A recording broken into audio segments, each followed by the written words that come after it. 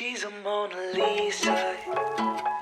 Everyone's lining up to see her. She's a Mona Lisa. Everyone's lining up to see her. There must be something about her features. You'll find her beauty goes much deeper once you get to meet her. You see her walking down the boulevard.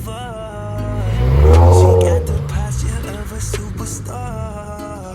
She looks so fly in those Gucci slides. Yeah, I wonder what she hides under her disguise. Yeah. YouTube, back with another video, and today we're going to finally install these lowering springs provided by Eibach. I've been waiting for these springs for almost a year now. Ever since I bought the car, I've been waiting to put springs on it. I honestly tried to put the old RSR springs, but they didn't fit. And Eibach finally released lowering springs. So I'm going to find out the quality of these. I definitely will give a review at a later date. I was looking at the suspension setup. It's honestly similar to my previous hatchback, so it should be pretty much the same thing. So before I show this easy DIY, I know a lot of you guys have been waiting for my wrap on Instagram, so here it is.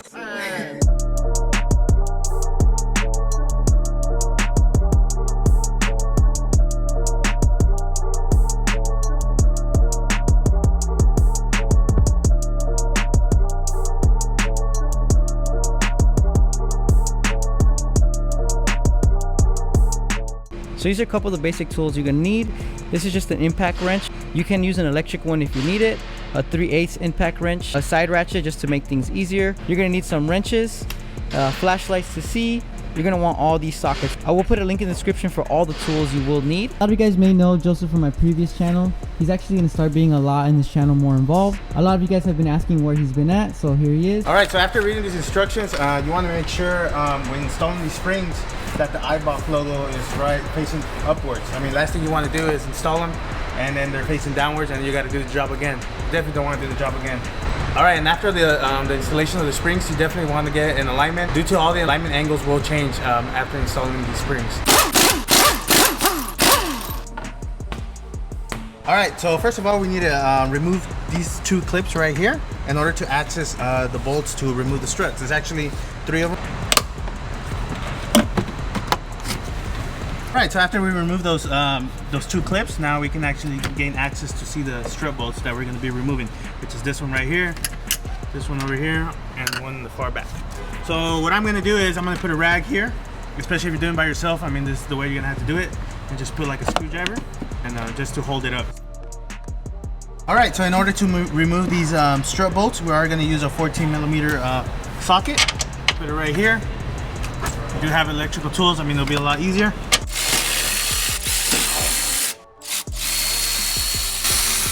Like and subscribe. All right, so the one bolt that I do recommend to take off first is the rear ones, just because once you have all the bolts removed, the strut's gonna want to drop.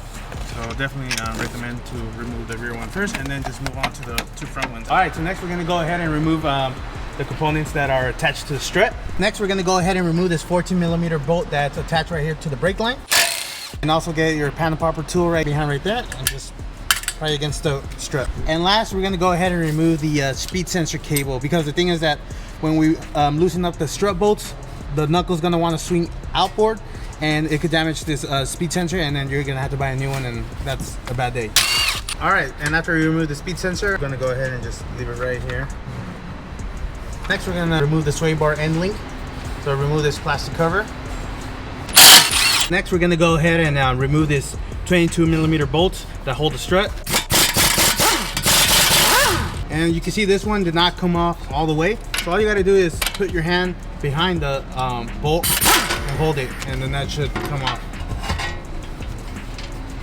All right, so next we're going to go ahead and push the knuckle forward.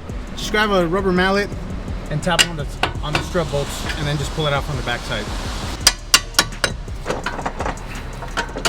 All right, so this is why we left this nut right here loose, and we didn't pull it all the way up. So all I'm gonna do is pull up the strut up and remove the nut by hand.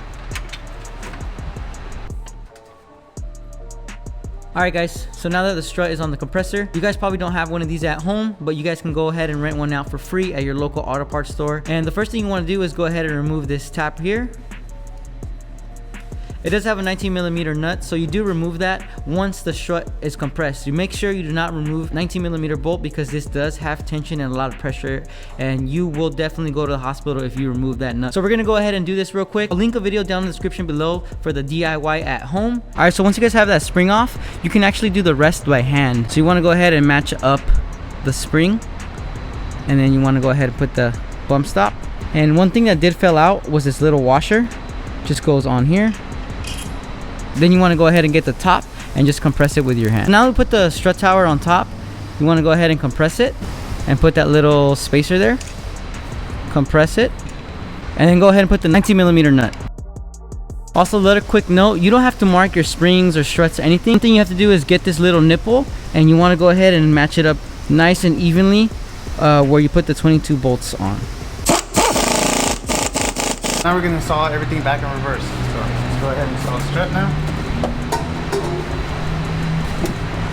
Alright, so all he's doing now right here is with his right arm, he's lining up the shock. With his other left hand, he went ahead and tightened these.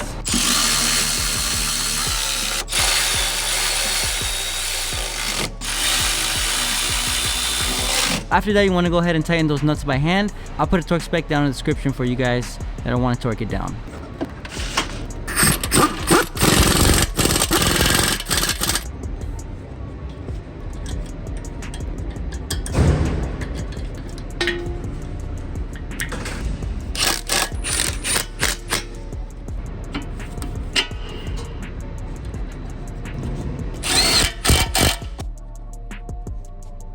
Alright, so here's the difference between the springs. You can see it's almost like 2 inches. Pretty significant difference. Hopefully that reflects on the right height. Alright, so next step you have to do is remove the 17. This is actually the only bolt you have to remove. One thing you have to do is use a jack stand if you're on a lift. If not, you can use a jack. I will put an overlay video right now so you can see. This is how I did it on the floor with the floor jack, so you guys can see here. You can easily do this on the floor. Let's just say I'm on a lift today. You just want to, same thing with the jack, you're going to want to face the jack this way at a diagonal angle and just want to hold this arm so it won't come flying out. Just put a little bit of pressure on there. I didn't even put a lot. You can go ahead and get your 17. Pull it out just like that. And you want to slowly ease the pressure.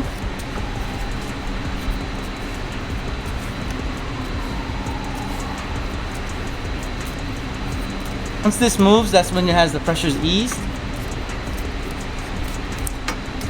It's moving a little. Now, let's bring it down. Right here you can see it's a lot more coils compressed so that it will get lower. It's not that big of a height difference. So when the control arm compresses, it will get lower. So always make sure the Eibach logo is up. Just go ahead and match it up like that and put it back in. Compress it down. Make sure it's nice and centered so you won't have any rattle sounds. And now put the jack stand back up.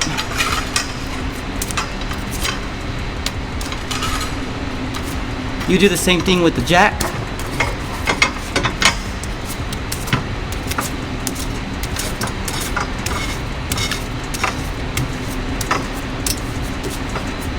Get that hole lined up.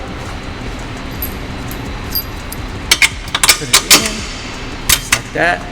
And so once this part comes in, you can just use a wrench and kind of line it up. Once you go ahead and line it up, just hammer it in. Put the 17 nut on the other side.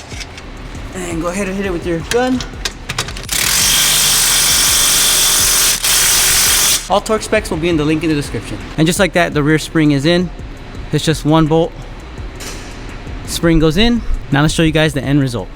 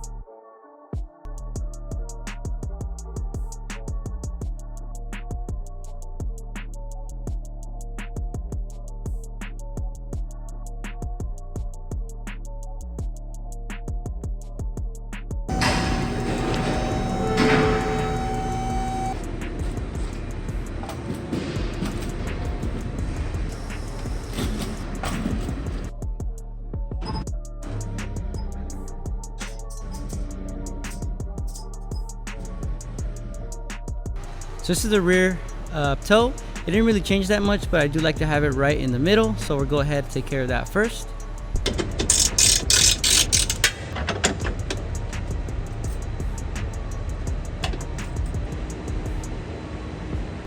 All right, now that we did the rear, you see how the front toe gets really thrown off. The one thing I actually really like is that I don't really see that the camber got really messed up. Even though there is some camber, it's not gonna wear the tires as bad. So that's the rear, and the front camber is also in the green. So we should be good to go. Now let's go ahead and adjust this front toe.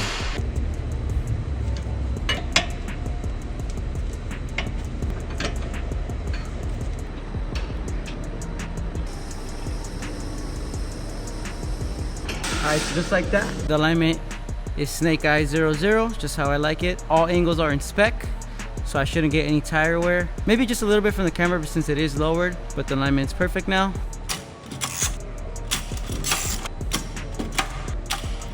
Alright, to end the video, just want to thank you guys for watching the video. Hope you guys like this easy DIY suspension.